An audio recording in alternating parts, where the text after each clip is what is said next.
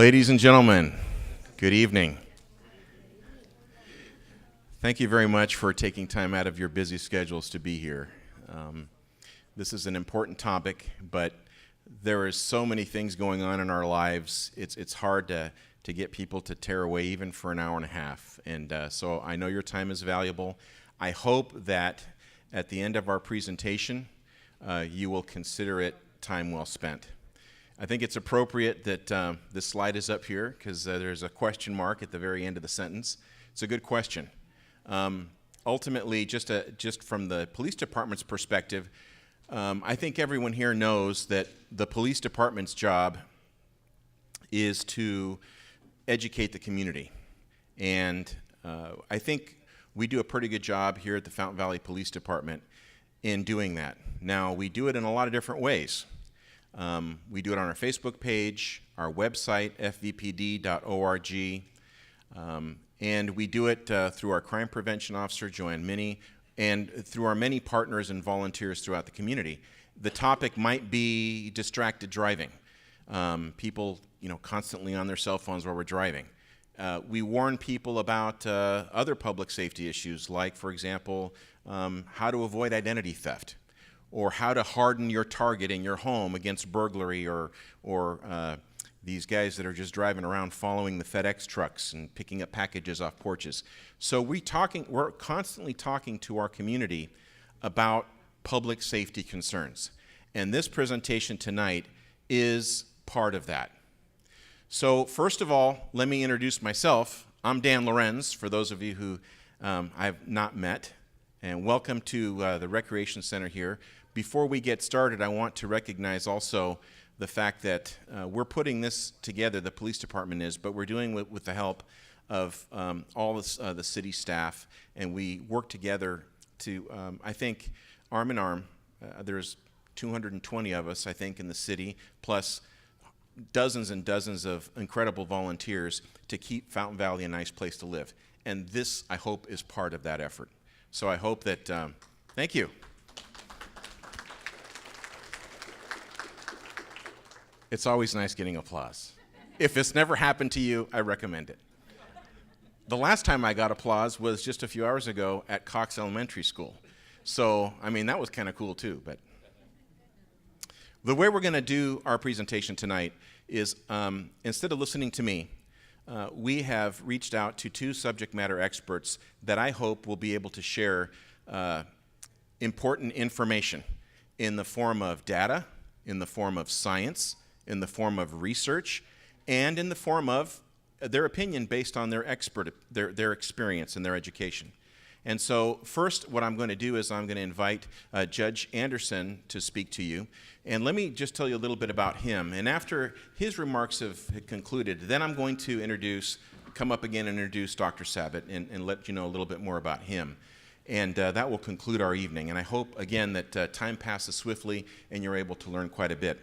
If you would like additional information, we have graphic little handouts over there at that table, and then we are constantly pushing out information at our website and on our Facebook page, and these two gentlemen will also reference places where you can get additional information. So, without any further delay, let me introduce Judge Anderson. Judge Anderson began his legal career as a sole practitioner and then served as a criminal defense attorney at the LA Public Defender's Office after attending UCLA and Southwestern University School of Law. Judge Anderson served 10 years as a prosecutor here in our county and then was appointed to the Orange County Municipal Court in 1988, and which later became the Superior Court. So Judge Anderson is a Superior Court judge. He is currently the presiding judge of Harbor Court in Newport Beach, where he supervises 2 drug courts and a DUI treatment court.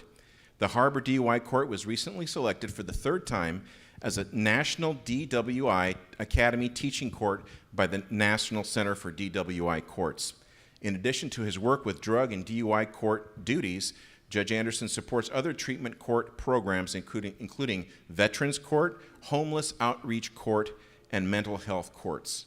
Judge Anderson is a regular speaker and panelist and was a featured speaker at the Prescription for Life and Weed Through the Myths series presented by the Orange County Sheriff's Department, the Orange County Department of Education, and the National Council on Alcoholism and Drug Dependence. So please join me in welcoming His Honor, Judge Anderson. Thank you, Chief. Whoa, that's loud. You can hear me, right? Excellent. Again, thank you for the kind introduction. Okay, why am I here tonight? I am here tonight for something the Chief just referenced, public safety. Because I'm sick and tired of people dying of drug overdoses. And I am sick and tired of the proliferation of drugs throughout our county, our state, our nation. This is an issue that's being debated now across all political aisles, right? Well, what's really happening here is people are really dying. And marijuana contributes to what we're seeing here, and we're going to give you some information. One of the reasons I'm here as well is because there's a real shortage of truth going on. This was reported in the newspaper not long ago. We have more drug overdoses for more than 10 years. Actually, it's longer than I can remember. That's how long we've been having, we've had people dying more recently, longer than I can remember. And I've been doing this for 16 straight years as a drug court judge. I was appointed as a judge 18 years ago, and what I'm seeing all the time is the people who come before us in our drug courts. If you're not sure what that is, these are people who have committed crimes, a variety of crimes. They're brought into the criminal justice system and they're suffering from addiction. And what we try to do is intersect treatment for addiction and helping with their criminal violations. This is what we're trying to achieve. And we're very successful at it when we get them into the programs. But what's happening is we're getting a lot of bad information. So over the years, what I've collected are autobiographical accounts from the people in our programs. We ask them to write an autobiography of their drug use. And what we do is we have them talk about how they got into drugs. And these are people that are being treated for heroin addiction, methamphetamine addiction, cocaine addiction, pill addiction, marijuana addiction, alcoholism. And I'm talking about Alvaro and Dylan and Reese and Nicholas and Ashley and Roberto and Sarah and Arthur and Jeremy and Brandon. I won't read the whole list because I've got files full of this, of people who talk about the fact that they started smoking weed when they were 13, 14, 15, 16 years old and using alcohol. Almost every single person in my drug court programs who were treating for addictions for heroin and methamphetamine and marijuana addiction and pills, they all started using as children. Almost all of them. It's something we have to pay attention to and ask questions why. Those who are pushing marijuana into our homes, our schools, our children's brains and bodies are not dealing with the truth. So the hope tonight is that what happens is you start to get introduced to the other side that you never hear. Because you just don't get a lot of truth if you're really trying to pay attention to this issue. And it can be devastating. It is devastating. And it's become a major public health issue for us here in this county and in this state. Tonight you're going to get some facts. Certainly Dr. Sabet is a national, if not international, expert in this field. We're very fortunate to have him here. And I'm really glad you get to hear the truth that he's going to be talking about. I don't know if you can see this picture very well, but the other side doesn't want you to know the truth. They don't think you can handle it or they want to misrepresent it. But I absolutely am convinced that the truth is something you need to know, you can handle. Do you think you already know everything you need to know about marijuana? No. And the reason I know the answer to that is no, because I study this. I know Dr. Sabet studies this, and I don't know everything because every single day something new is happening. Every day a new study comes out. We have these laboratories now. They're called Colorado and Washington, and these places where legalization and other proliferation of marijuana is revealing the incredible devastation that causes people's minds and bodies because of this drug. And when you say marijuana, you're talking about a drug that is very, very different than the drug that some people think about from the 60s, 70s, and 80s. It's a highly concentrated, highly addictive, highly dangerous, and by the way, unregulated substance. So you do need to know everything. You want to know as much information as you can about this drug so you can make good decisions. I'm not here to tell you what to do one way or the other, but I am here to give you solid, factual information that comes from my experience dealing with people who've been suffering from addiction forever. Who's pushing this drug? Politicians, marijuana patients, so-called, marijuana businesses, celebrities, media, social media. The answer is all of the above. All of the above. These folks are like, in political terms, a super PAC for the marijuana industry. They push this stuff forward at every opportunity. How about marijuana patients? I'm not going to spend a whole lot of time with this, but think about this. What we call medical marijuana is a strategy. It began back in the 70s with a group of individuals, one of the co-founders with this guy, Keith Stroop, from the National Organization for the Reform of Marijuana Laws, and they had a strategy. They wanted to give marijuana a good name. And so this famous or infamous quote from Keith Stroop says, "We'll be using," and what he was talking about was medical marijuana, "as a red herring to give marijuana a good name." For those of you who don't know what a red herring is, it's something that is intended to be misleading or distracting. This was a strategy in order to push this drug forward, and it's worked amazingly well.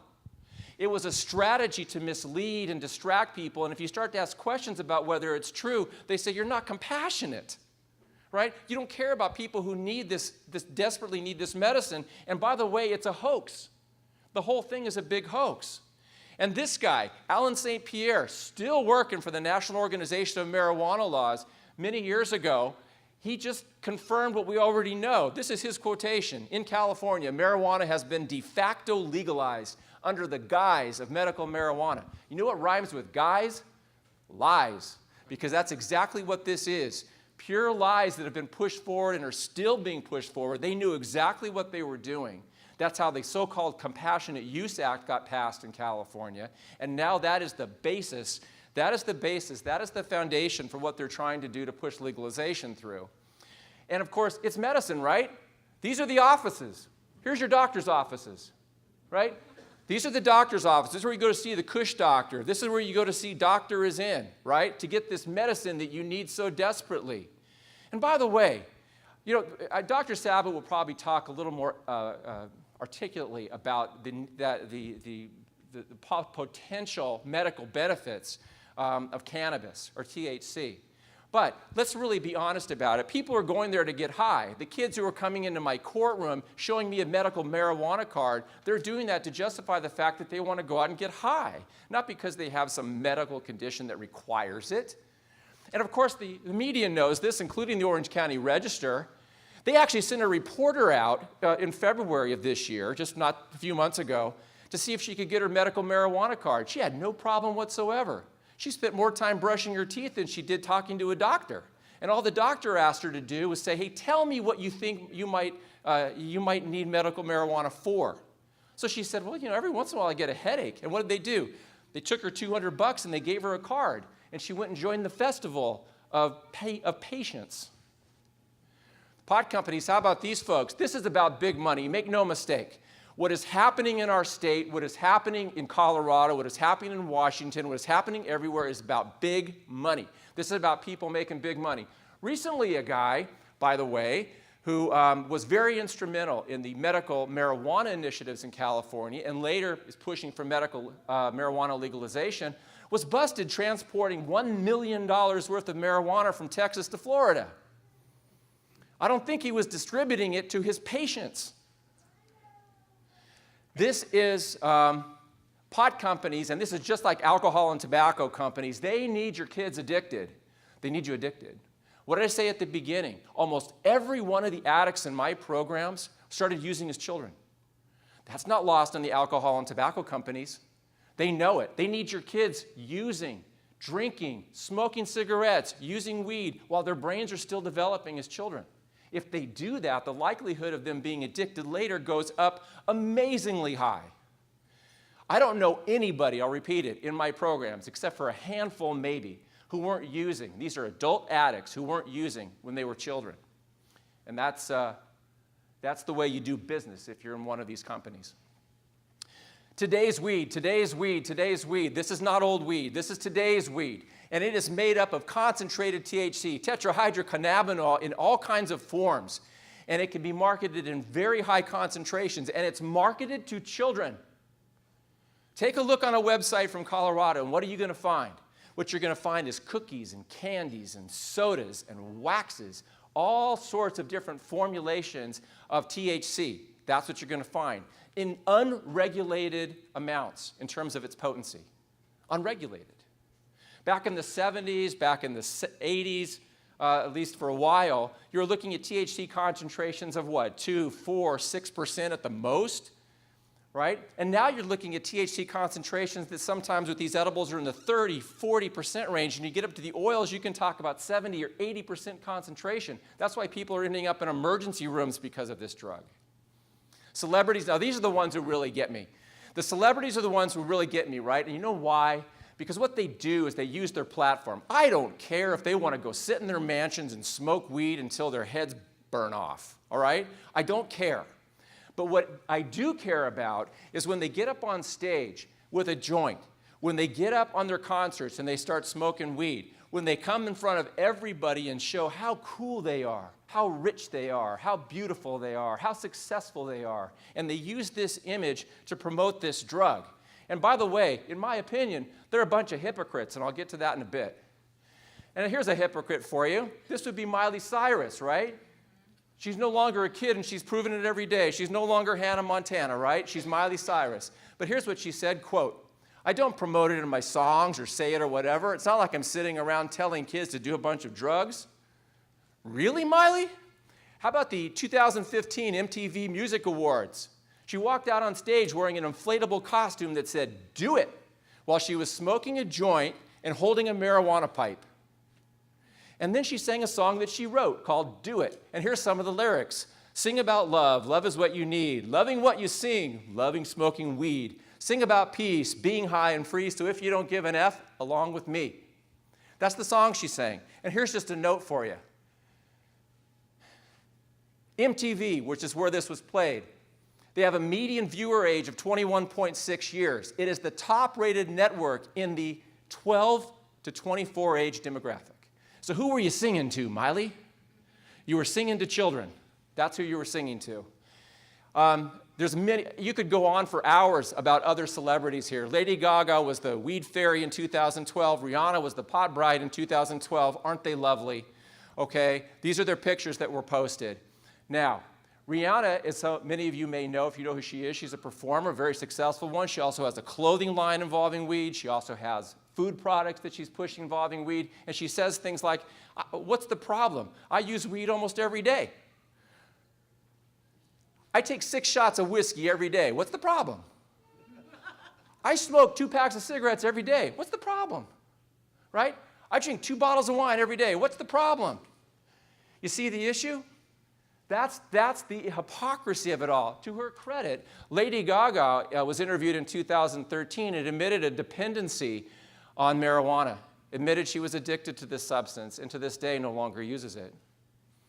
Politicians, give me a break here. You think they're telling us the truth? Or are they acting through greed? Are they acting through ignorance? How about this guy, the Colorado governor, John Hickenlooper? He said this, quote, "If I could have waved a wand the day after, I would have reversed the election. This was a bad idea." Well, thanks a lot, Governor. A little bit late for what's happening, because this is a picture of what's happening in Colorado now. These are the homeless high school-age kids moving there into Denver. My son happens to be 26 years old, lives in the city of Denver, and he said it's an absolute toilet, all right, due to marijuana and people moving there. Our governor's not much better. A few years ago, he was actually talking some sense. He was saying things like this: "How many people can get stoned and still have a great state or a great nation? We need to stay alert more than some of the potheads might be." That was just, well, really, Governor? I think he's changing his tune now. Now what he's doing is signing laws for applications for extending and pot dispensaries. He's also having meetings with so-called groups that want to give political support because they want his support on the new initiatives that are coming up. The media, you could go forever on this, all right, but the media here is one big super PAC, no kidding, for the marijuana industry. No matter where you look, if you're looking at social media, all you're going to see almost only is a pro-marijuana propaganda. That's what you're going to see in the media, particularly in social media. CNN has a regular show. They call it, I think, Marijuana Country. It's really just an infomercial for the marijuana industry. But I'll just pick on the Register for right now. So-called conservative newspaper, right? I've got the banner in green because of their editorial policy, which is very much a pro-marijuana policy. But they don't just keep don't keep it on the editorial page. No. All these things I'm picking up here, these are front page stories of the Register picked up just since the first of the year. That's what these are.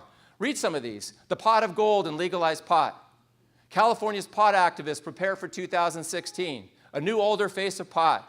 As marijuana goes mainstream, high times, time has come. These are front page stories on the Register. This is an agenda. This is propaganda. This is an intentional message so that you start to think this is all sort of inevitable. This is all just going to happen, and we should all just sit back and take it. But this is a major public safety issue. This is the issue that we should be focusing on, I believe. Oh, and I got another page. You can just keep going with the Register. Here's some more headlines, right? March 6th, momentum building to legalize pot this year. May 28th, fall vote on cannabis initiative looks likely. June 1st, this is yesterday. Orange County Pot Shop endorses Loretta Sanchez as the marijuana industry steps up its activism to get politicians going. This was yesterday. It never stops. Okay, where are we going to find truth? Science is going to help us with this, and Dr. Sabet is going to be able to fill in this blank, I'm pretty sure, in some ways, for sure tonight. But science gives us a lot of information about the truth about this drug. I'm going to give you a little truth from addicts and alcoholics. As I said before, almost everyone addicted to other drugs started with alcohol and marijuana. Almost every single person.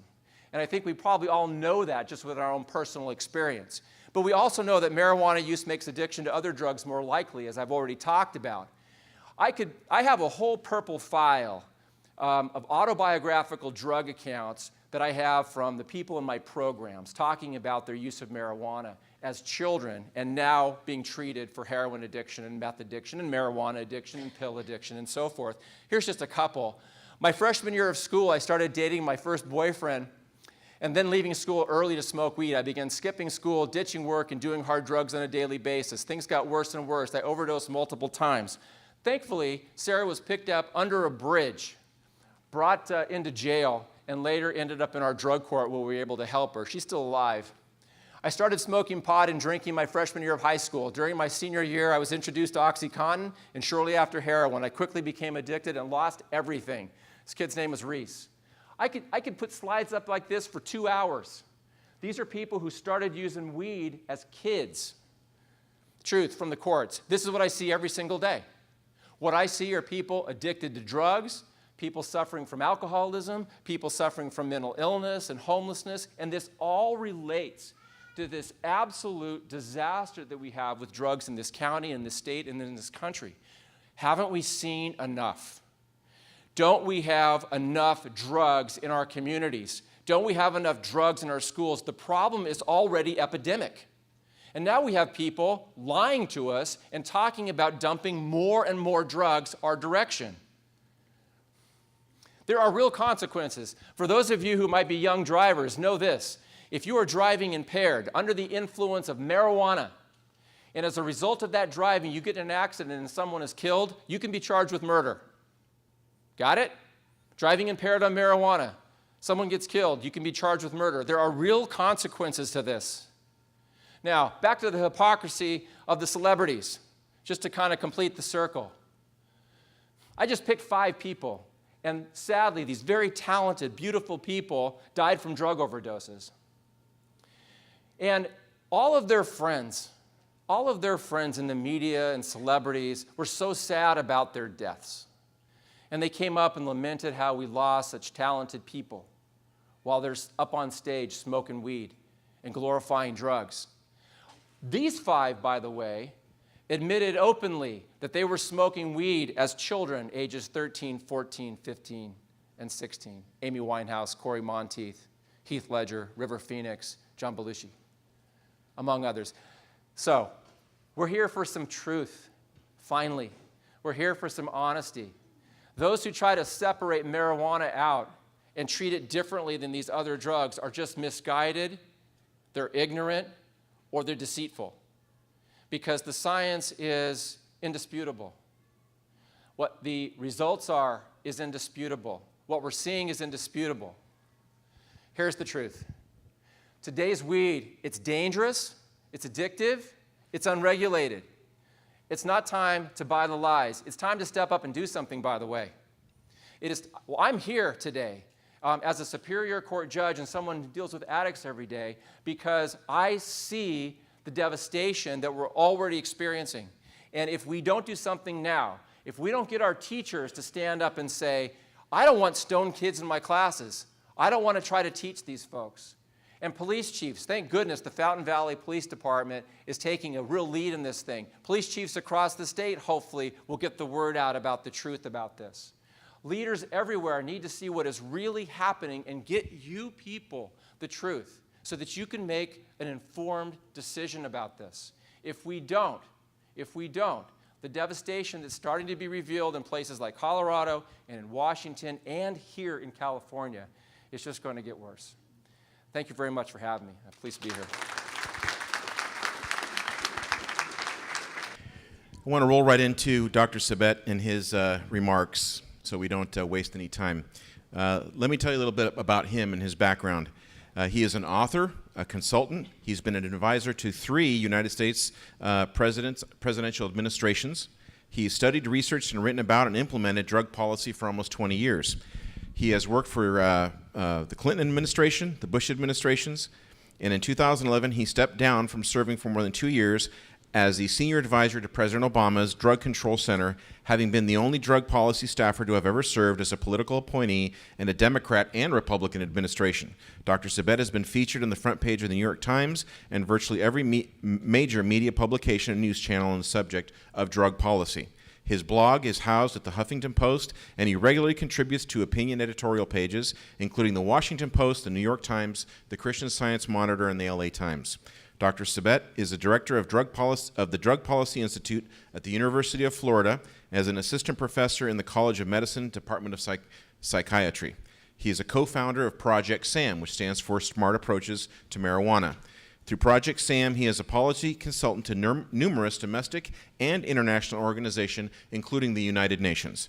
Dr. Sabet received his doctorate in philosophy and a Master of Science from Oxford University as a Marshall Scholar in 2007 and 2002, respectively, and he received his undergraduate degree with high honors in political science from University of California at Berkeley in 2001.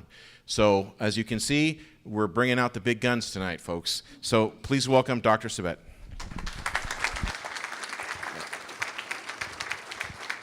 Thanks, Chief. I always get nervous when a police chief says we're bringing out the big guns tonight. Maybe it's because I lived on the East Coast now for too long. It's really nice to be back home. I was just a kid who grew up in Anaheim in the 90s and played sports and tried to do right.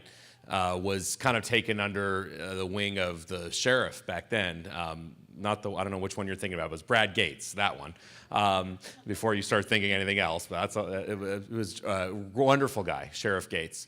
And really got into this because at my junior high school, I think it's still around, El Rancho, there were a lot of my friends were having problems with drugs and alcohol.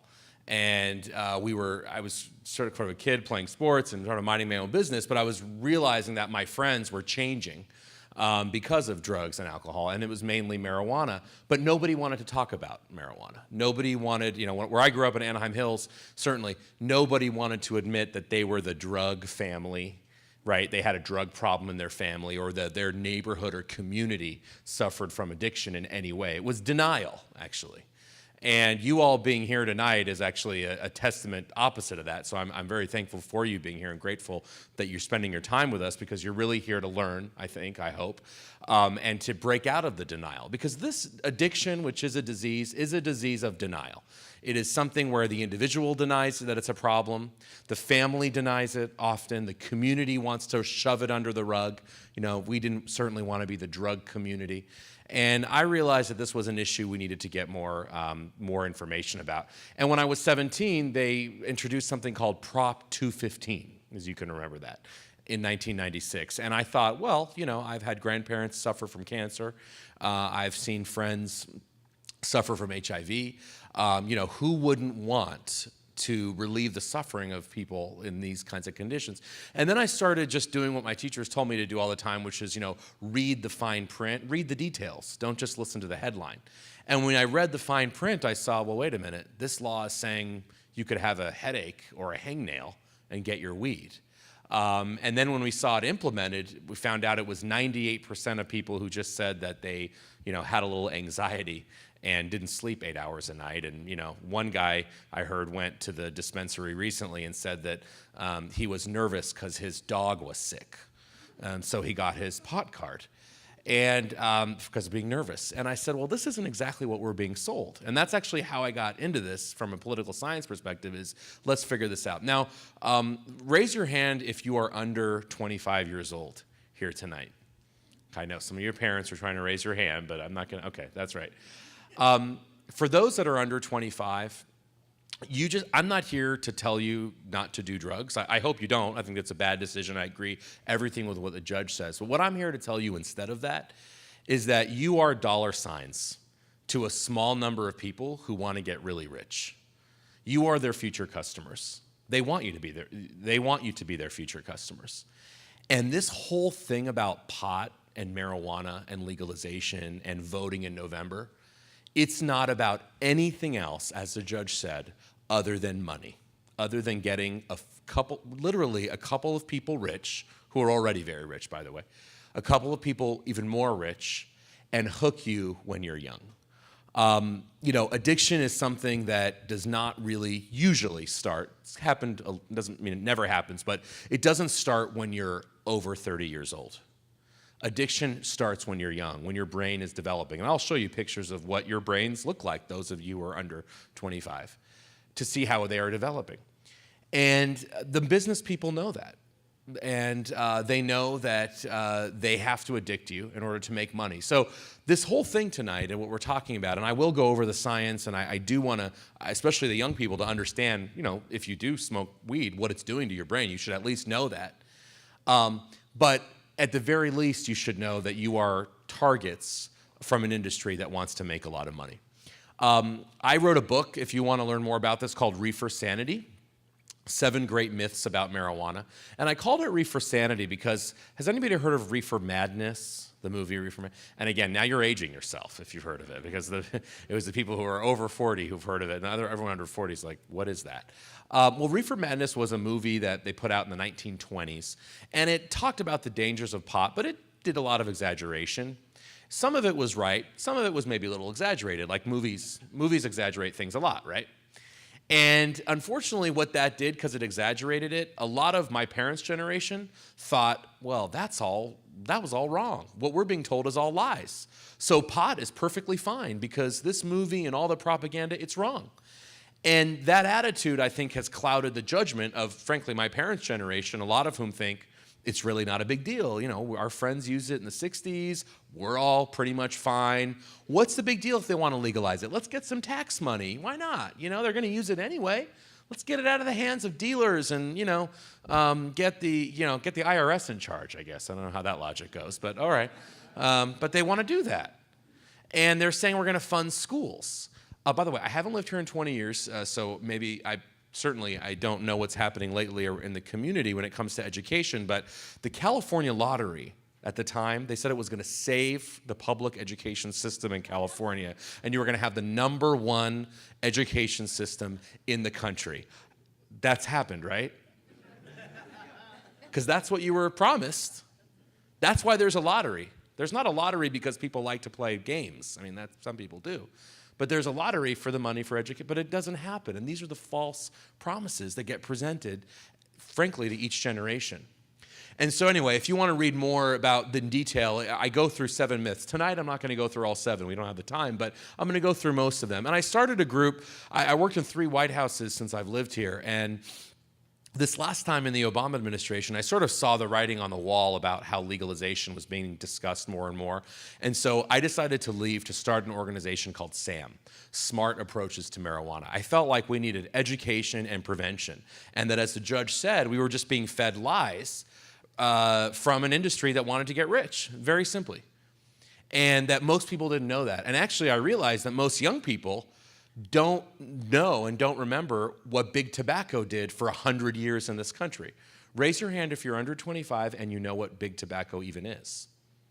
Well, so there's some of the smart people. There was one hand up here, and some of the officers, okay. Now, raise your hand if you're under 20 and you know who Joe Camel is. If I showed you a picture of Joe Camel, you could say that's Joe Camel. Right, there's a few hands that come up, but at the end of the day, this generation, the millennials, actually did not really grow up with a lot of what big tobacco did, so we forget. But for 100 years, we had an industry in this country that lied through its teeth to make billions of dollars while it made outrageous claims like tobacco isn't addictive. Tobacco doesn't cause lung cancer. Does anybody know when we actually found out when the link between tobacco and lung cancer? When did science figure that out? Anybody want to yell out a decade? 50s, 70s, and those are good guesses. But try 1926. Except the US government didn't admit it for 40 years, and then the tobacco companies didn't admit it until the year 2000, 80 years later. So we were deceived by an industry that was selling cigarettes literally like candy and saying that it was good for your health. And what I'm saying, we see a lot of the kids saying, how could they have done that? I know, you're older people, we got duped for a century. That this is part of the problem. And so my point is that this is just happening, this is history repeating itself. And now we're being told that pot is natural, that it's a plant, right? You've heard of that before, that weed is a plant. Well, you know what else is a plant? Poison ivy. And I want nothing to do with it. Who cares if it's a plant? The point is we've genetically changed this plant. We've altered it to increase the potency. And the industry is doing this to get more and more people addicted. So we started SAM to spread the message on this. And the SAM Action, which is the political group, is an education group and a political group. The political group is working with all the different major medical associations. But I have to tell you a story. When I went to the American Medical Association and all the other medical groups, I said, we need your help. We want to get the science out there, like the judge was saying. They said, Kevin, we've already talked about it. There's no debate in the scientific community about the harms of marijuana. That might be a debate in the public, but among scientists, we know the truth. And I said, well, that's great, but the public doesn't know that. And they said, really? You mean the average American doesn't read, we wrote a 450-page, 300,000-word monograph on the harms of marijuana to the body. You mean most Americans haven't read that?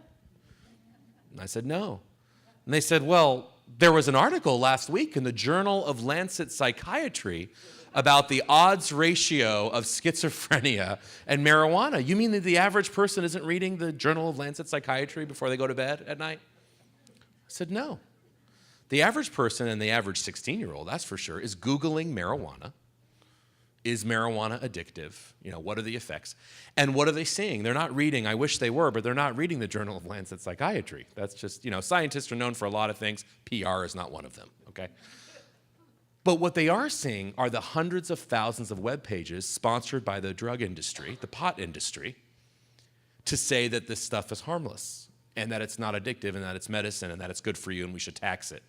What they are seeing when they put marijuana, butane, hash oil in YouTube are 67,000 videos about how to make 98% potent waxes that if you vote in November in favor, will legalize those 98% waxes with zero regulation.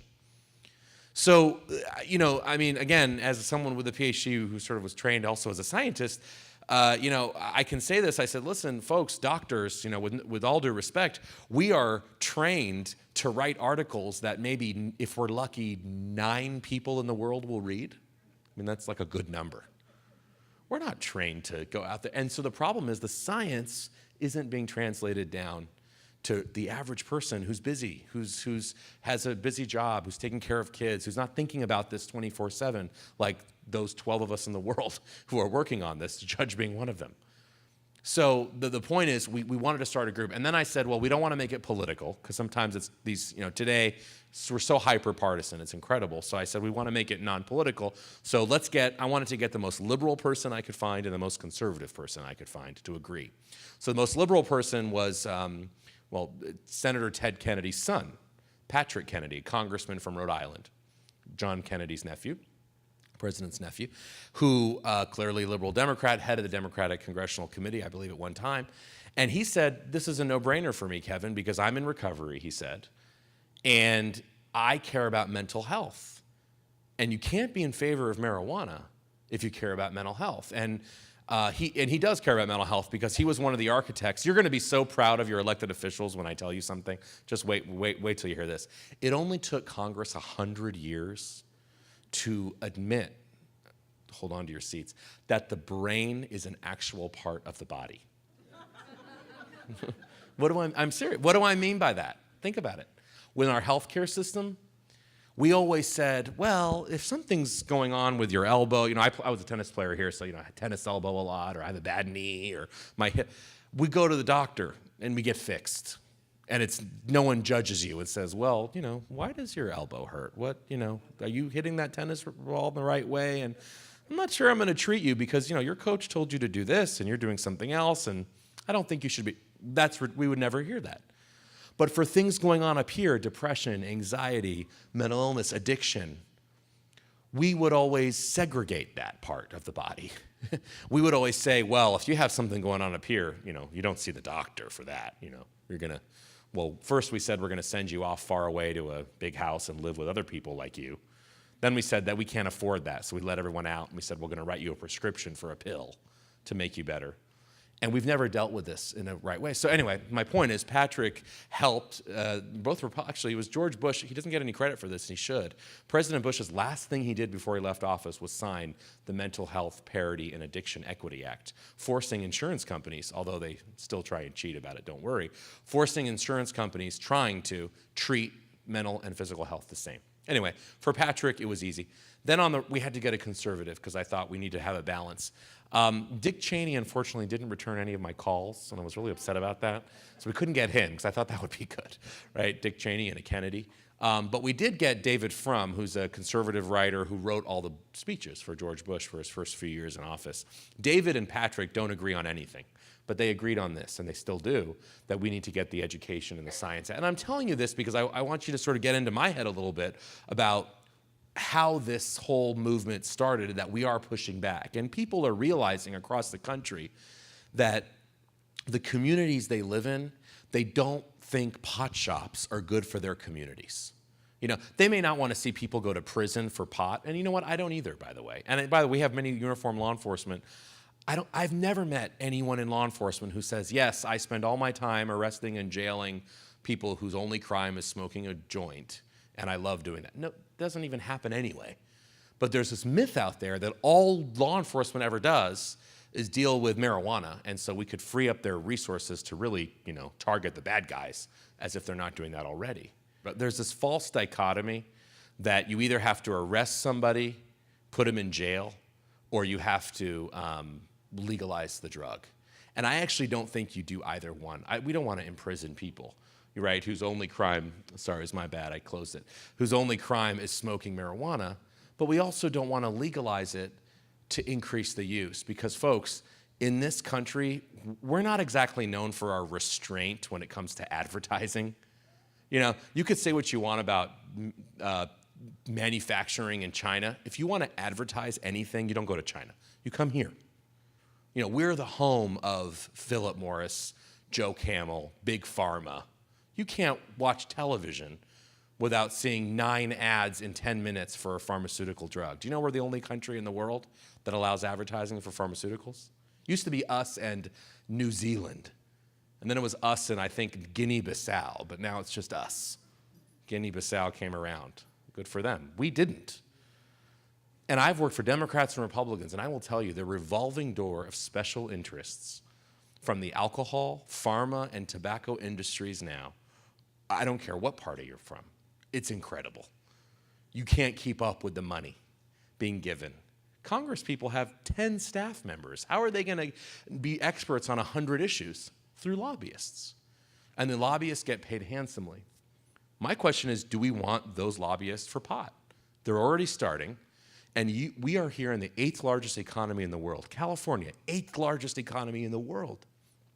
This is a pot of gold for the industry, this state. And they see dollar signs on everything around this state, especially the young people, as we said. So I don't think it's this false dichotomy. I think we can do better than arresting and putting in prison or legalizing.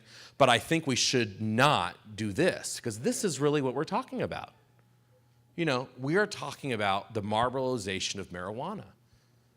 As the judge said, you do not make money in the addictive business by promoting responsible use. Have you guys seen the alcohol commercials when it says enjoy responsibly on the bottom? Folks, if everybody enjoyed alcohol responsibly, we wouldn't have an alcohol industry. They don't make money off of you if you drink a few beers on the weekend. They don't make money off of you if you waited till you're 21 and now you just enjoy a glass of wine with dinner. They don't care about you. I hate to break it to you for the non-alcoholics in the audience. But if you are an alcoholic, you're very important to them. Because in this country, 10% of everyone who drinks, 10%, is responsible for 75% of the revenue going to the alcohol business. Let me repeat myself. 1 out of every 10 drinkers funds 8 out of every $10 that the industry makes. So you have to increase heavy use. Think about if you go to Las Vegas, who gets the upgrade to the penthouse suite at the casino hotel? Is it the person who plays $50 blackjack once a year on their birthday? Or is it the person who's there probably every other day withdrawing $500 at the craps table to play roulette and craps? It's obviously that person, because that person is really funding these. It's the same thing. You have to encourage your best customers. And in this case, your best customers are addicts. They're people who shouldn't be using at all. They shouldn't be using any substance at all. They're a problem for the community, but they continue to use. There's a reason why in this country the taxes on alcohol are 80% less than during the Korean War. Now, for those of you under 25, they usually take out their phones and Google Korean War to find out the year, because they don't, in the early 1950s, okay? And I'm not saying we need to rate, my point is, this is the result of special interest groups. If you think we're gonna tax pot and make a lot of, don't worry, after everyone forgets in a couple of years that we're taxing pot, it will go down again. Because the special interests don't want pot to be expensive. They want it to be cheap, so more people use it. It's the same thing with alcohol, it's the same thing with tobacco. Let's go through some of the stats in this country. We've had an increase of marijuana use about 5% a year for the last 8 years. And that's a problem, but the bigger problem is that in this country, bear with me with this slide here, there are more daily users of marijuana than there ever has been in our history. 8 million Americans every day use pot. Now, if you're 60 years old, 70 years old, and you're in your basement smoking a joint once a month, as long as you're not getting in a car, performing surgery on me or flying a plane, because I travel a lot, I don't really care what you're doing. This isn't about that. And I know that we hear about the libertarian argument of, well, it's your right to do whatever you want. Yeah, well, until it affects me, it is. So I don't really care if you're that person. But if you're using it every day, unless you live under a rock, you're going to work, you're going to school, you're getting in a car, you have some kind of responsibility to someone else, it becomes a real problem. And in this country, the daily use of marijuana has skyrocketed. The daily use, by the way, binge drinking has also gone up. People like to say, maybe people will smoke pot and not drink, and they can choose one or the other. That doesn't happen in real life, folks. The heavy users, and you can talk to the judge and others, they're polysubstance users. They're using multiple substances. This isn't like, well, yeah, I use pot every day, but beer, I would never touch that. No.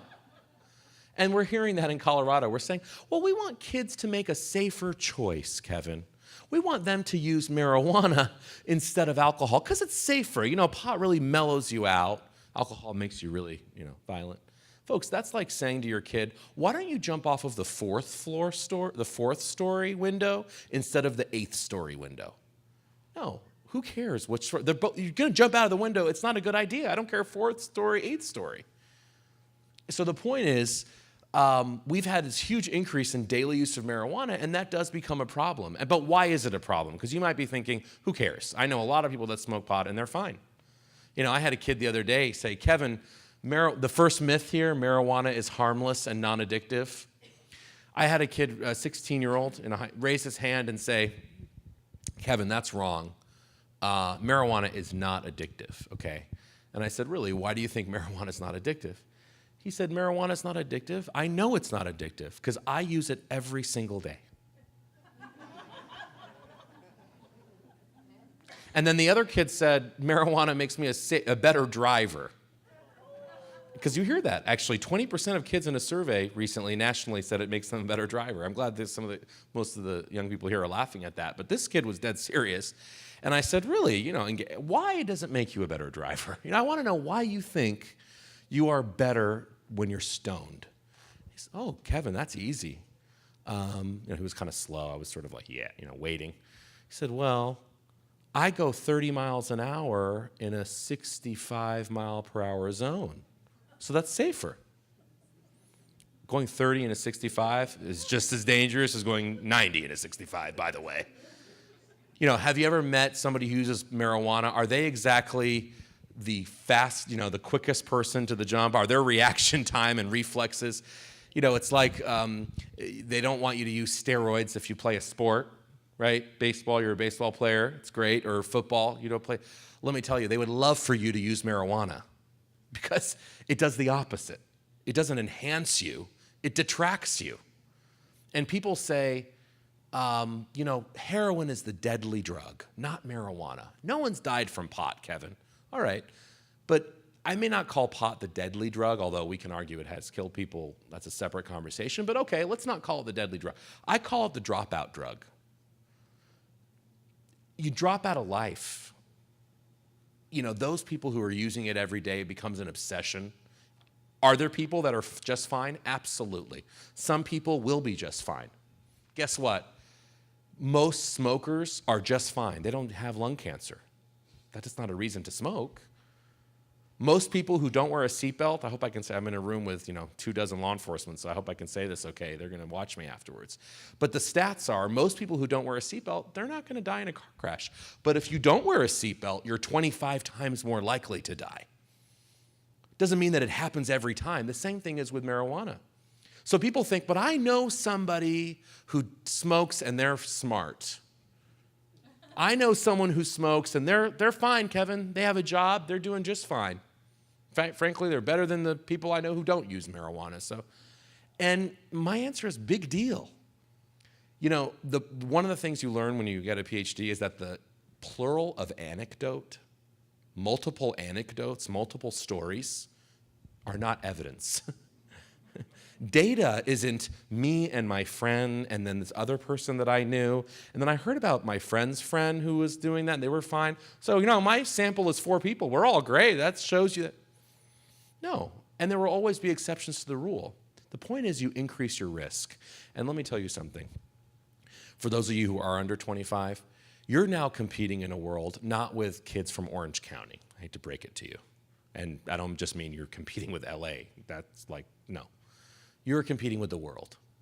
You're competing with the world for your livelihood, to get a job, to be successful in life, to be safe, to have a prosperous family. And pot isn't going to get you to the place you want to get to if you're ambitious in this global marketplace. I got to just tell you a little story. I was at the UN last week. I wasn't going to mention this, but I have to right now. I was at the UN in New York, United Nations, and it was kind of like, the beginning of those jokes. They say like the American, the Chinese guy, the Russian walk into a bar and, start talking. It was kind of like that because it was me, the American, South Korean, Singapore, China, walked into a room. We start talking. And they said, Kevin, we're hearing that your California, which is the largest economy in the Western Hemisphere, is basically going to legalize marijuana in November. Is that true? Is that the big debate? Why are you having that debate? And they sort of put it on to me, and I said, well, I sort of tried to change the subject. It's kind of embarrassing. I said, well, what are the debates you're having in your countries? I'm curious. In Singapore, The woman from Singapore said, oh, our big debate, Kevin? No, we're not debating drugs. We're debating whether or not we should pay teachers as much as we pay lawyers, because they're the future of our country. I said, all right, well, how about in China? What are you debating? We're debating whether or not the school day should be increased 60% or 50% because of this value we have on education. Then the other person, South Korea, said, we're debating whether or not the dropout rate in our country should be 1% dropout or 0.7% dropout rate. Kevin, so tell us about what you're debating again. I mean, it was embarrassing. I have to tell you, we're debating about where the gummy bear should be grape flavor or cherry, whether we should have 10 pot shops in a community or 50. They're debating how they're going to get ahead in the global economy. And they're going to get your jobs, by the way. I mean, we're talking about we're international trade and the global workforce. It's just incredible to me when I just zoom out a little bit, and we'll talk more about the science, but that it's like, what happened with the priorities? That we think that a drug that makes you slow increases your chance of being dumb. I'm sorry, I will tell you that. It does. That we're now talking about, let's make it more available. Because, our alcohol policy is so good, right? No kids under 21 drink, right? Because it's illegal, right? You've never heard of any 20-year-old, that's right, yeah. We've done such a wonderful job with pharmaceuticals. Those are regulated, folks. They call them legal, regulated. They're killing more people than car crashes every year. That's legal. Cigarettes, 100 years of lies. I've never seen us putting public health and safety in front of private profit.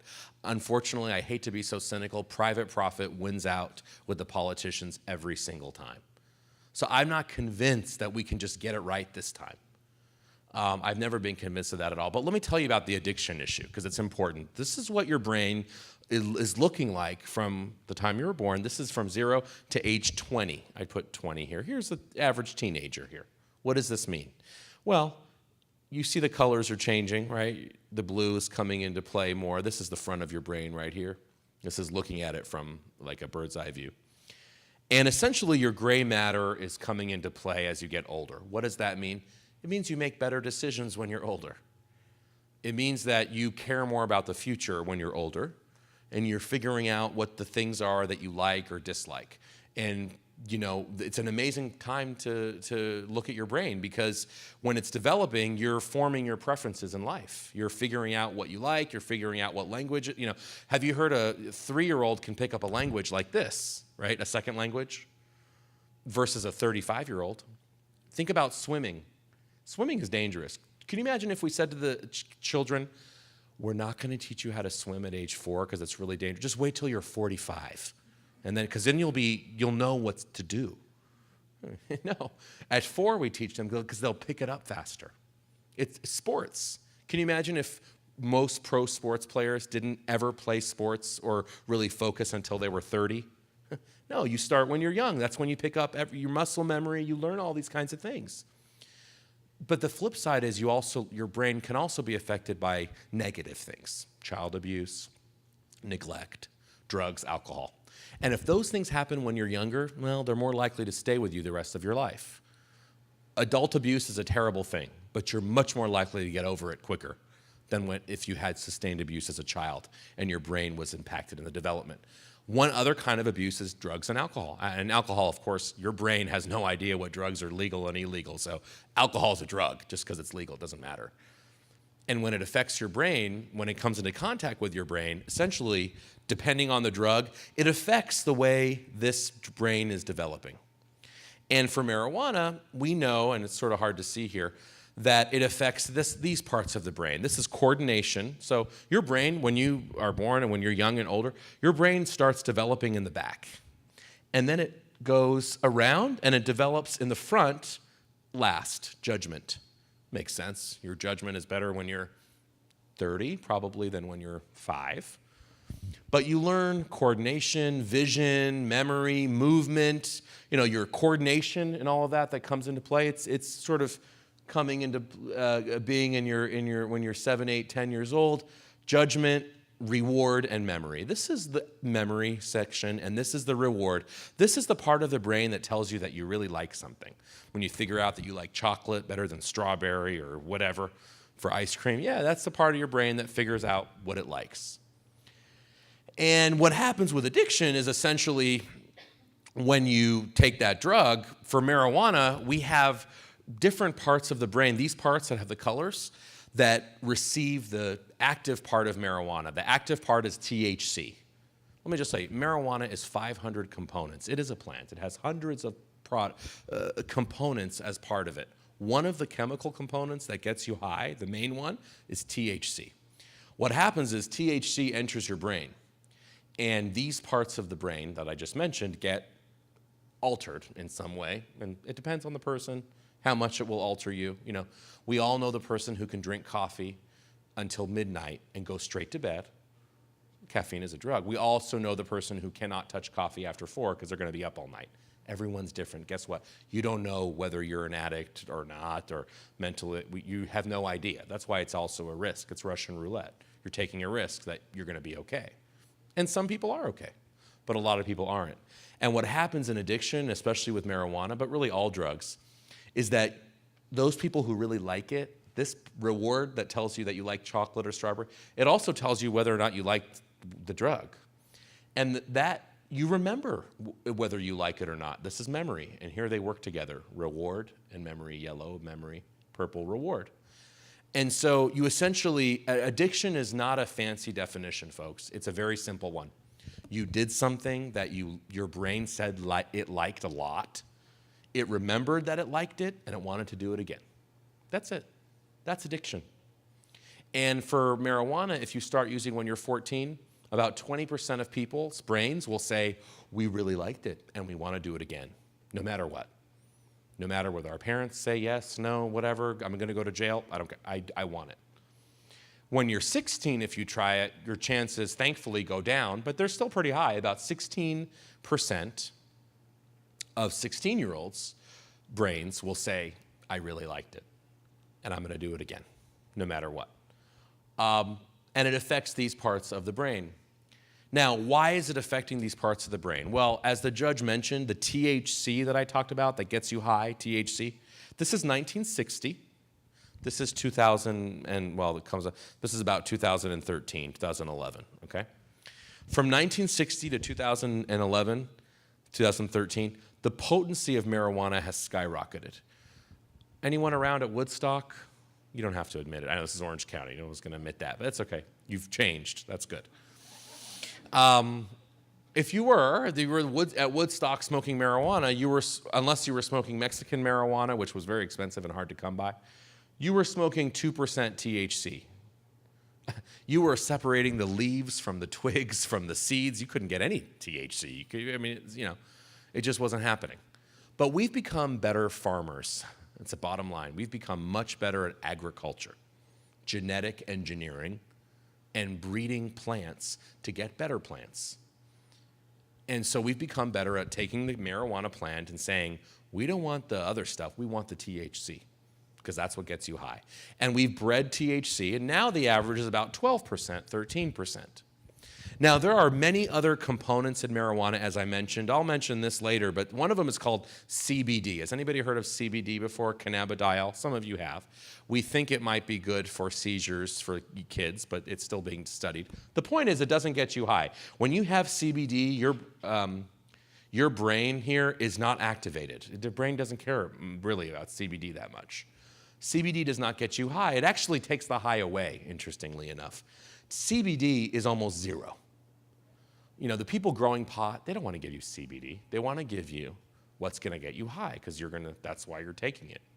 Most people, that's why they're using it. What else we've learned to do in the last 20 years, folks, forget about 12% THC. We've learned to make 98% THC. Butane hash oil, it's sometimes called. Honey oil, it's sometimes called. Wax, shatter, dabbing. It's like the verb is dabbing. I'm going to dab. I'm going to take a dab, whatever. The point is, it's up to 98% THC, the potency. And let me tell you, no scientist is studying what this does to your brain. I wish they were. There's a lot of reasons why they're not, but they're not. We have no clue. We know what the 5% THC does. It really messes your brain up. 98%, talk about a social experiment. You are a lab rat for society. We don't have any idea and let me tell you, probably it's worse. That's my educated guess, that 98% THC, is probably worse than 5%. Because the reason why during Woodstock people weren't going to the emergency room, but then in 2004 we had 300,000 people, and in a couple years ago, now we have even more, we had close to 500,000 emergency room admissions for marijuana. That is almost as much as cocaine, and by the way, it's much more than heroin. The reason why is because it's the high potency THC. And it's producing what we call, well, psychiatrists would call it a psychotic break. That sounds really scary, but it's basically an extreme nervous reaction to something. It's hallucinations sometimes. It's thinking that the walls are coming to get you. It's freaking out because you really shouldn't use it, and then you did, and then you don't know what to do, and your parents are going to find out. And that's a psychotic. That can be simple from that to, a psychotic break. And, there was a 16-year-old 2 weeks ago. Did you hear about the one in Seattle who died? They thought it was a hate crime because he was Muslim. And they said that his friend didn't like that he was Muslim and he pushed him off the balcony. So they thought it was a hate crime. Then they did the coroner report and they did the investigation. They said it wasn't a hate crime. It was his best friend. He happened to be Muslim, but that had nothing to do with what happened to him. What happened to him was that he had a pot candy bar. And he thought it was a candy bar with a little bit of pot. How bad can it be, right? It looks like chocolate. I mean, it looks great. We all would want a bite. Except he had, I think, about 4 or 5 bites. And then he was fine. And then 20 minutes later, because when you eat marijuana, it takes some time to hit your brain. Smoking goes straight to your brain. That's why, you can stop smoking. You can kind of control that. It's not good, but you can sort of control a little bit. When you eat the edible, it's in your system. There's no turning back. And he ate the 5 bites of a chocolate bar. I think it was either a chocolate bar or a cookie. It was something like that. And he had a psychotic reaction. He was very upset that he did this. He couldn't feel his body. He fell off the balcony and he died. And his family said, they said pot doesn't kill.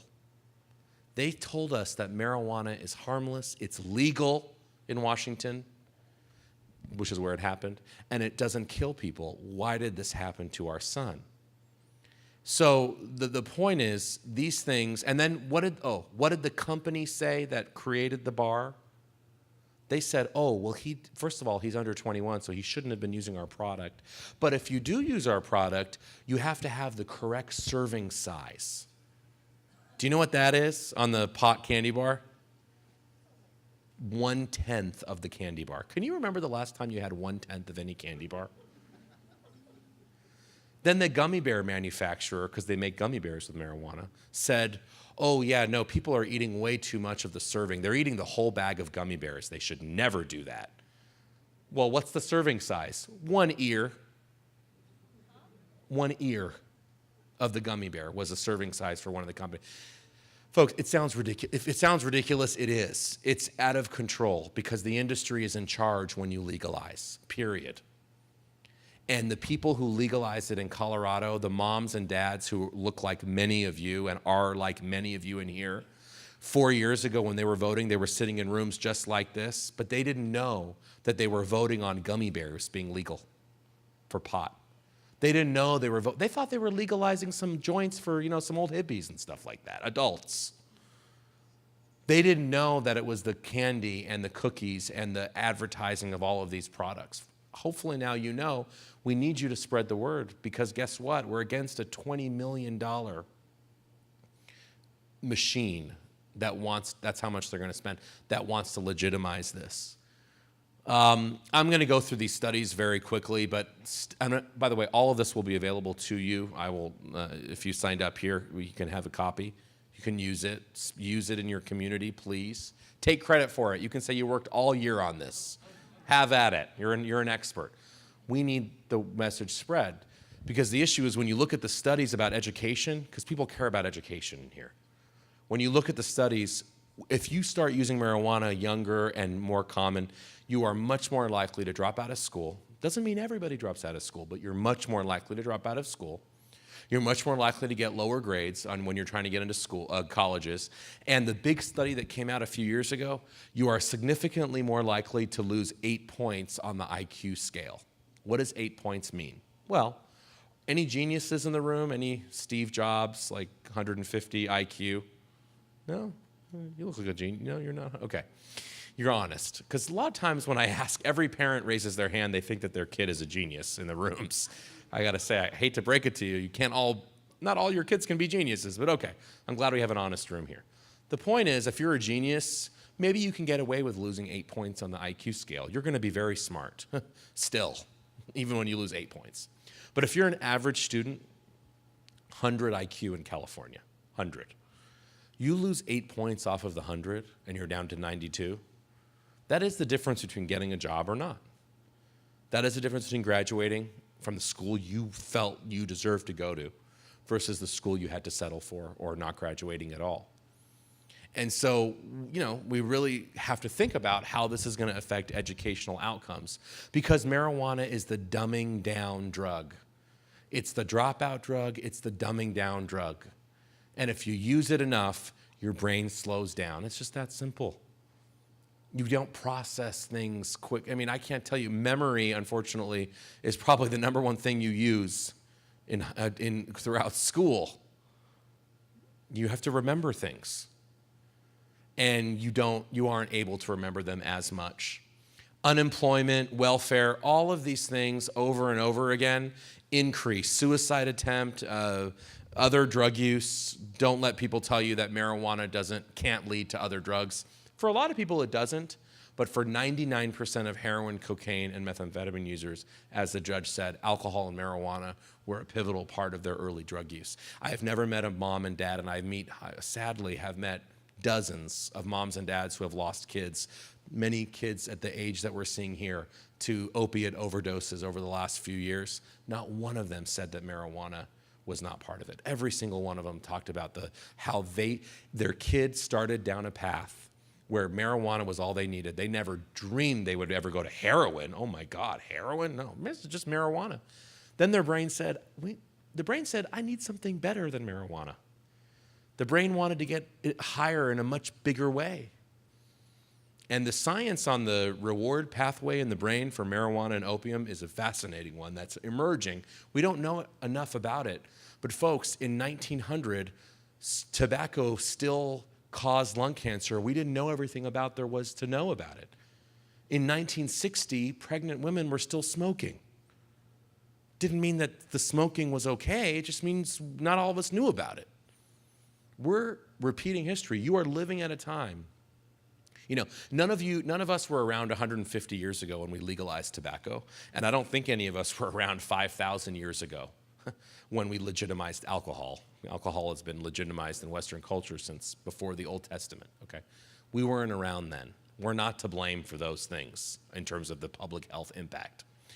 But we have to decide, you are living in an era right now. It's a pivotal time in history. It's incredible, actually. Think about it. Where the people alive right now, will decide whether or not to legitimize a third intoxicating substance in this country, to commercialize it and normalize it. That is critical. Not since 150 years ago have we made that decision. Because once we go and open those doors to the industry, good luck turning back. And we have to think about that, as future impact. Folks, don't worry. California is not alone in low educational outcomes. For math, science, and reading, this country, as much as we try and spend on education, this country ranks near the bottom. And other countries that really do not have the means that we have rank much higher than us. And yet we're the top country for marijuana, one of the top countries for marijuana use among young people. My question is, you may not care about pot, but how does marijuana help students be smarter? How does it help our community? It doesn't. It can only hurt our community, and yet we're looking at legitimizing it. And then the mental health issue is huge. I'm not going to talk about it too much because there's not time. But the incidences of mental illness, schizophrenia, psychosis, rapidly increase when you start using marijuana regularly. If you tried marijuana once and you're not using it anymore, you're not going to get a marijuana-related schizophrenia, okay? But if that one time turns into 5 times a week, turns into the weekends, or whatever, you are increasing your risk every single day. Car crashes is another huge issue. 2 times as likely if you're intoxicated on marijuana. And people say, well, Kevin, what about alcohol? You're 5 times likely for alcohol. Yeah, so what? Exactly. You shouldn't drink and drive. We shouldn't legitimize marijuana and drive. So I think that the gulf has never been greater between what the science is saying and what the public really is misunderstanding. And if you think about how did we actually get here, because people say, Kevin, we know the science. Why are we having this debate? And the judge brought it up, and we can't not talk about. We're here in California. You can't ignore the issue of medical marijuana. But let me tell you something. The judge is right when he says this was a political strategy to legitimize pot, because in psychology there's something called a permission structure. Does anybody know what that means? What that means is that in order to be convinced of something, you have to kind of give yourself permission that it's okay to think that way. So for pot, a lot of people were against it. But the permission structure came when they said they needed it for cancer and other, compassion. So a lot of people said, well, I don't really like pot, but I'm okay with it if it's really just for compassion reasons. Then I'm okay with it. It was a brilliant PR strategy. The reality is the answer actually to is marijuana medicine, is really, talk about a Washington, D.C. answer. The answer is no, yes, and maybe. And just hear me out for a minute, okay? The answer is definitely no when it comes to smoking or vaporizing or eating marijuana that you buy at the, Cheech and Chong's dispensary over there, okay? We don't, does anybody remember a time where we vote on medicine? I think we did with Laetrile, the apricot pit, and it killed hundreds of people. But other than that, do we vote on medicine? No. Now, let me tell you something else. This is going to sound radical. You're going to think I'm crazy. But shouldn't medicine come from, pharmacies prescribed by doctors? I know that sounds crazy, right? Why is marijuana, I don't care if it has medical value or not, just think about this. Why with marijuana do we say, this is a medicine, it's legitimate, we need it? Okay, we're gonna put it in a pharmacy. No, we don't want it, no. Doctors, no. We're gonna have a separate little thing by the pizza shop, and we're gonna have this 18-year-old without a high school education, and he's gonna recommend something for Granny called, Super Silver Haze for her pain. That's not medicine. If it's medicine, have a dosage. Give it to a doctor and a pharmacy. And I've never met, again, a member of law enforcement who would disagree with the idea that if the FDA, which is important, that they don't always get it right, but they are important to determine what medicine is. If the FDA said, yes, you know what, it does come from pot, but this oil here or whatever, this is safe and effective and it should be in a pharmacy. I've never met a police officer that would say, oh no, we should never have that. No. We should do legitimate medicine. So there are actually, who knew that today there's even a pill at a pharmacy called Marinol? Doesn't mean it's the only kind of thing, but there is a pill there legal. And it's been legal for 40 years. It's not a controversy. So there are things at pharmacies, and there should be more. Fine, do the research. And really, that's where this comes from. The maybe answer is really because there is research going on right now to determine, like the CBD, whether or not that should be good for kids. Look, if your kid has 100 seizures a day, you're desperate. I get it. You want to help them. We should make sure, though, that what you use to help them doesn't make them worse. Did you know that the FDA did 20 letters last month to these companies selling CBD on the internet? Why? They found there were contaminants, mold, pesticides, THC. These companies were selling to these desperate parents who were desperate for something different because nothing was helping their children with the seizures. And these companies said, ooh, yeah, I got here, take CBD oil. These are not legitimate companies. We have to regulate it the right way, like a medicine, not like a pot shop with a dispensary that sells gummy bears that are supposed to be THC medical gummy bears. Let's have legitimate medicine. This is the myth about people being in prison for pot. Let me tell you, that is one of the biggest myths of our time. we did the analysis in the Bush administration, and when I went in the Obama administration, the first day I said we have to do an analysis because we don't want to say it's Republican or Democrat. This is not about Republican or Democrat. This is about lists of facts. And when you look at the facts, less than 0.4% of state prisoners are incarcerated for marijuana, and less than 0.1, it doesn't even register, are marijuana-only possession with no priors. And by the way, those people are usually folks who had trafficking, and then they gave some information about a dealer, and then they went down to possession. I mean, in this state, nobody is getting anything more than a ticket, violation, infraction for a joint of marijuana because it's been decriminalized for so many years. So the myth is, let's legalize so we can get people out of prison. That's not going to get people out of prison because they're not there for that. They might have marijuana on their record, but by the way, they were also, drunk driving, then they had a joint in their pocket. They also were robbing somewhere or committing some violent crime. They happen to have a joint in their pocket. Yeah, that's different. But if your only crime is a joint or two, you're not in prison for it. And then the big thing is that if we legalize marijuana, we should really treat it like alcohol and tobacco because we won't have gangs. This is a lot of text, but let me just tell you, gangs and cartels really don't care about marijuana that much. If you legalize it, they're not going to go away. Now, they're involved in the marijuana trade, that's for sure. But you know what else they're involved in? Human trafficking, kidnapping, extortion, political crimes, heroin, cocaine, methamphetamine. And let me tell you, they're making all new kinds of methamphetamine. I mean, we're not talking about that tonight. The judge is probably seeing it. I'm guessing the chief is seeing it. Methamphetamine is on the rise, the importation of a new kind of methamphetamine from Mexico. Nobody's talking about, because we want to talk about heroin, and I understand that, but we have to be looking at the meth issue, especially in a state like California. My point is, these are transnational criminal groups. They don't care about marijuana, they care about money. And they're making money by all sorts of things. Do you know what else they're making money from? $700 billion a year in what? Cigarettes. Illegal cigarettes. Because we tax cigarettes. And you could buy cigarettes really cheap down in South Carolina. I live in New York now. Do you know how much a pack of cigarettes are? They're like $14 a pack with the tax. You go down to South Carolina and buy them in bulk, they're $4 a pack. Well, what's going to happen? You're going to have tax evasion. And guess what? The pot shops in California, do you know that 70% of them, they found out they have tax evasion? Surprise, surprise. They're dealing with an illegal drug, you're gonna have tax evasion, this is happening. So the cartels aren't flying away if you legalize marijuana in California. Let me tell you, they're gonna be here bigger than ever. In Colorado, it's never been a better time to be a drug dealer because you can undercut the legal price and you can beat the marijuana stores because you're not charging a tax. And are people going to want to pay the tax or not? They're not going to want to pay the tax, so they're doing that. I'm going to go quick because I know we have to probably wrap up.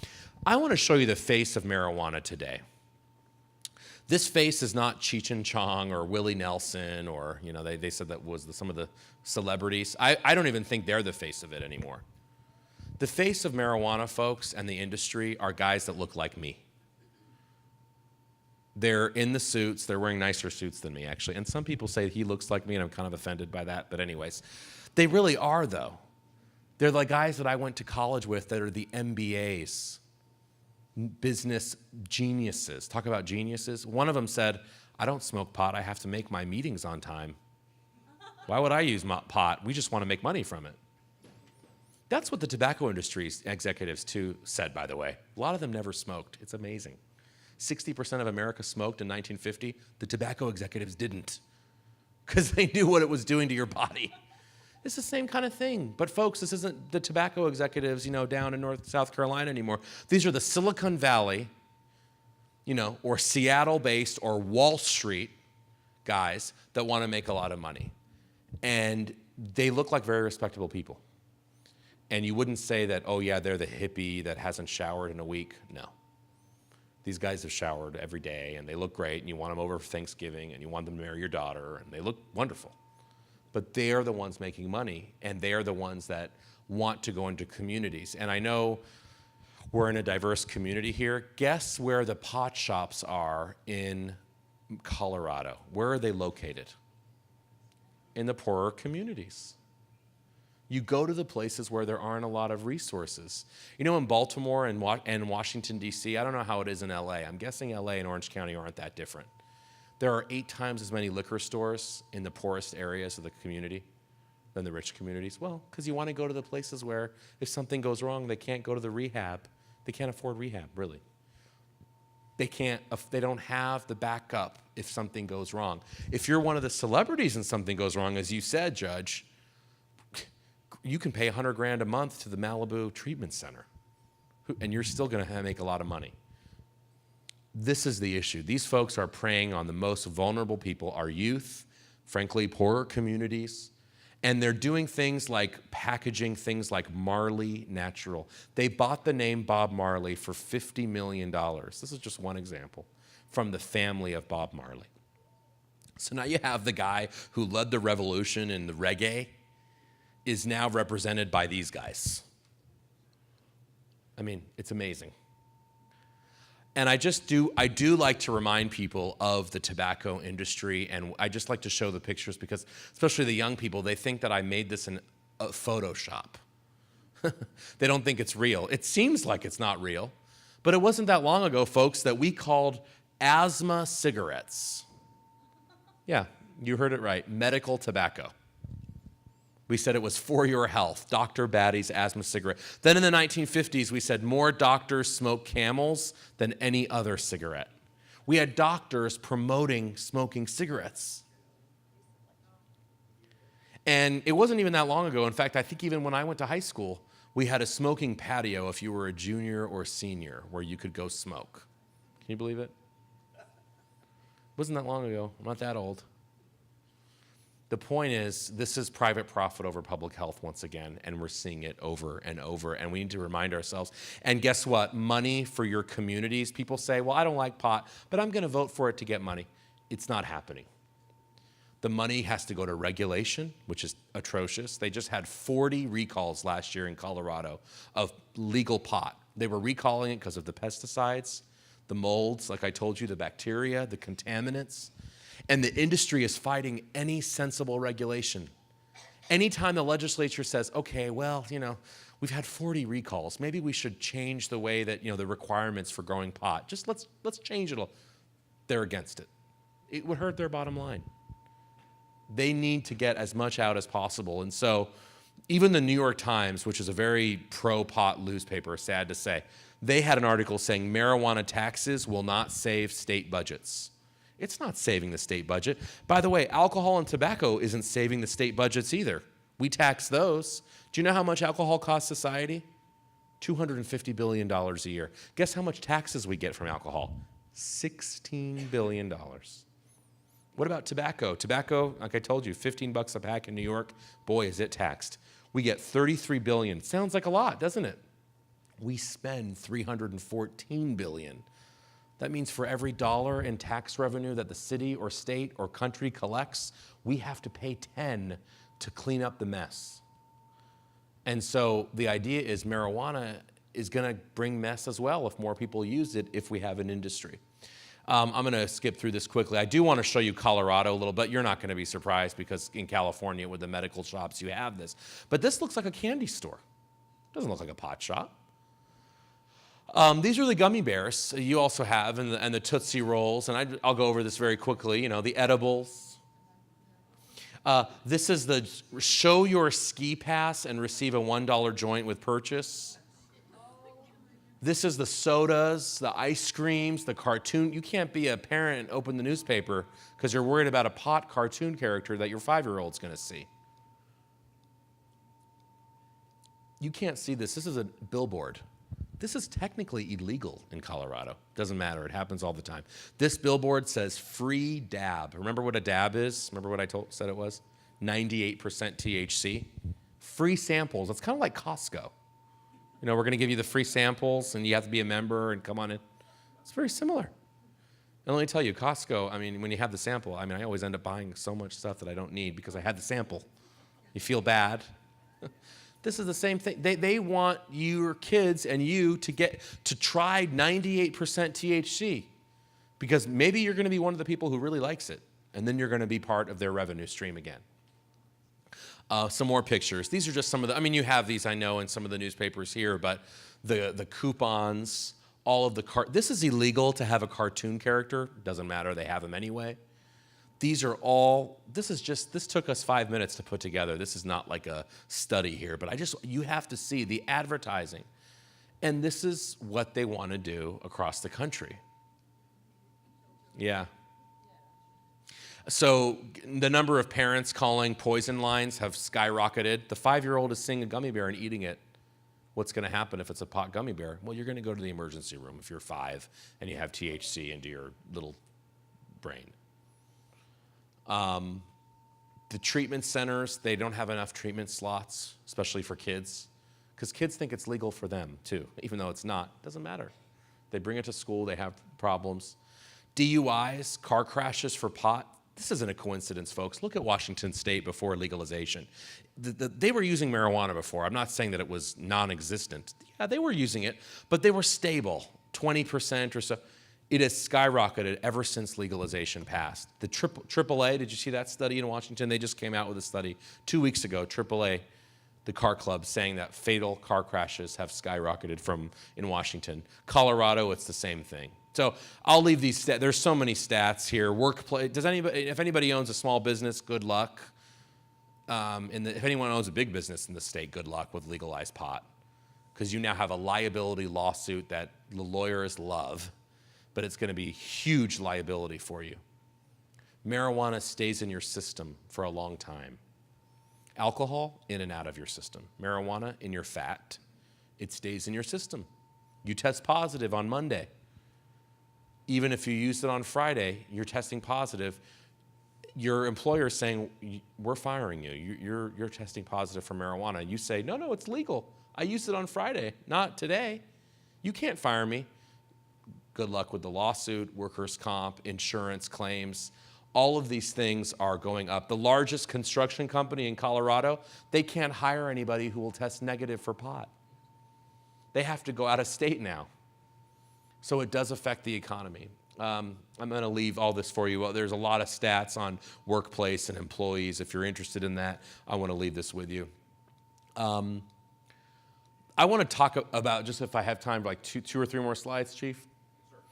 I want to talk about the California issues, because these are specific to your state. In November, you need to know what you're voting on. You need to know that you're voting on something that will allow very limited local control. Right now, for example, this city has a ban on pot shops, medical, right? If the thing in November passes, these things are going to be very difficult to ban, the way they wrote the law. Guess what they also wrote in the law? Pot clubs, which you don't have now. What do I mean by a pot club? I mean it's like a bar for marijuana.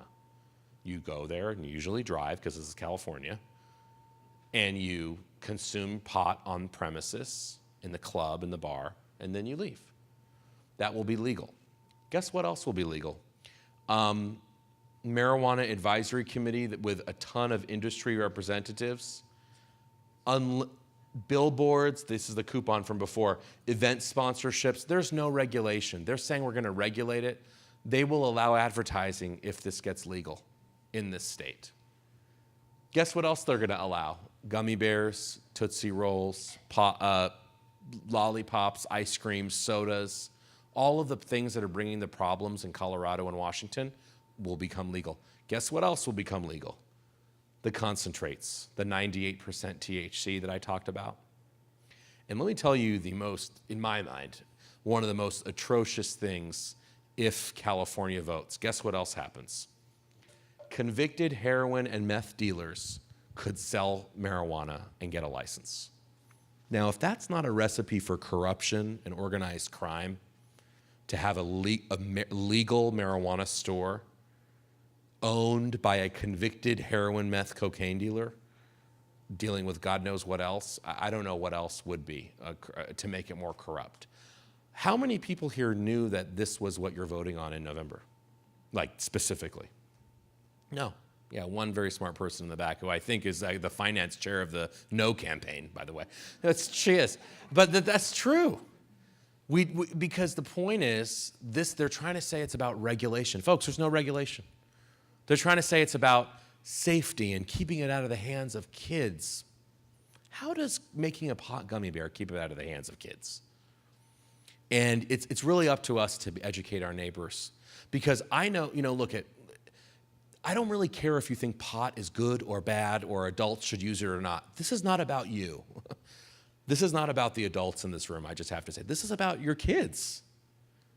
This is about whether or not you want the advertising and the big business machine to come in. You are leading I'm so proud. California, my home state, is leading the world on tobacco regulation, right? It's like the 21 and you can't, where can you smoke legally anymore in this state? I don't think, in the ocean, do they let you do it? No, you can't. They said you can't do it in the ocean.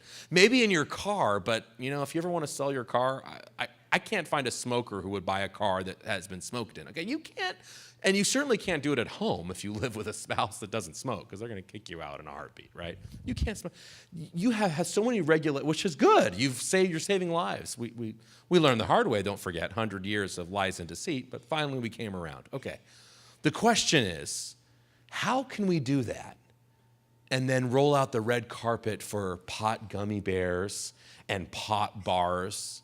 If you go somewhere and smoke a cigarette and drive home, you're not going to get into a car crash because of the smoking of a cigarette. Now, I'm not telling the kids here to smoke cigarettes. You shouldn't do that. It'll probably kill your lungs. But the point is, it doesn't impair you. But we're now saying we're going to allow pot clubs where then you drive home. You do get impaired with marijuana. It messes with your mind. With tobacco, it's addictive, but you don't have a psychotic break. Yeah, in your lungs, obviously.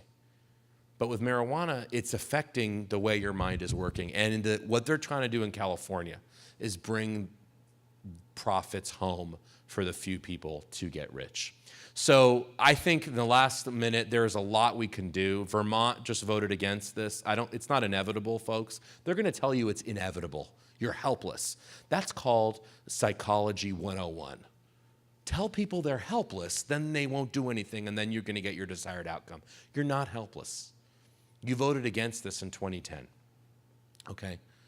So Vermont, folks, it's the home of Bernie Sanders. They're pretty liberal too, okay? It's not just California. They always want to blame California for being liberal. I always remind them, Vermont, Boston, okay? There's both sides here. Vermont, they didn't want to change Vermont. They said, yeah, we don't care about pot, but we don't want this in our community. We don't want pot gummy bears sold to our kids. That's not what we're about in Vermont. They voted against it. Ohio, they were going to make the 10 richest people in Ohio even richer if they passed this. It lost 66% to 33% last year. They don't want this either. People are waking up, I think, when they learn about it, they're realizing, I don't want a pot shop in my community. And so we do need all of your support. This is why here, and we do have a representative from the campaign here, but we just want to be here to educate you. We're working with multiple groups around the country in different states. In California, we're working with the Coalition for Responsible Drug Policies. And the point is, if you want to get involved in your community, there are a lot of ways you can do that. We can tell you later. We're going to be around in the front here if you want to learn how to become a more active in this. Maybe you just came here to learn and you're going to take it home and digest it a little bit. Totally understand. But maybe you want to do something. And we don't have $20 million, because the people who don't want this, it's that rich group of teachers and social workers, the real rich, deep-pocketed, So we're not the business, we're not the Silicon Valley billionaires. So there isn't, if you want to get rich, you're not, you should vote, you should be with the yes side, get a job with them, they have a lot of money. But if you care about your community and you don't want the pot shops and you want to do something, please let us know. We think there's a lot that can be done in the next 6 months. This will be the most pivotal public health policy that this state has voted on in a very, very long time. And you voted on a lot of public health issues. This is the most pivotal because you're going to decide whether or not, and it's up to you, we're not telling you to vote yes or no, but you will decide, whatever you do, yes or no, whether or not you're going to have an out-of-state and really big business industry come in and make money really off of your kids more than off of you, or you're going to leave a better generation legacy for future generations. So I'm done, but my personal email is here, kevin@learnaboutsam.org. If you want these presentations and if you want to learn more, actually our website is learnaboutsam.org. I want to give a heartfelt thanks to the Fountain Valley Police Department, the chief and the rest of the group here for having me, and really all of you for spending many hours with us on a very busy weeknight, I know, to learn and hear more about this issue. So we'll be in front to answer any questions, but thank you so much for coming in. I hope you learned something. Thank you. Chief.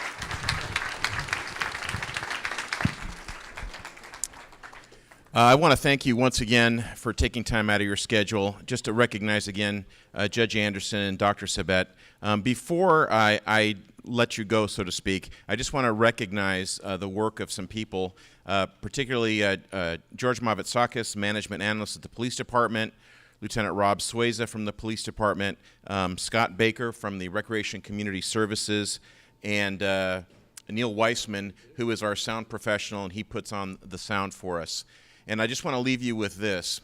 Earlier today, as I said, I got a rousing round of applause from a bunch of children. And they were there listening to a bike safety lecture from one of our officers. And the officer asked me to drop by and say hello, so of course I did. I didn't know I was going to get a round of applause. If I'd known, you wouldn't have had to ask me. But it was so neat to be there with these kids. And there was probably 140 kids in this kind of large classroom. And based on what we heard today, who in this room is willing to write off about 35 of those kids and just say, if all of them smoke weed at some point, about 35 of them are going to end up addicts? I can tell you, I can speak for every cop in this room, there's not a one of us that wouldn't rush into that room and keep them from a mortal danger if that was present. And I bet I could count on some of the parents in this room to do the same. What is the difference? This is an important fight that we have on our hands in our community. And I can tell you that your police department and your city is committed to your safety and to the safety of your kids. That's why we were here today. I hope it was of use to you. Please let us know if we can be of further service. Thank you and good night.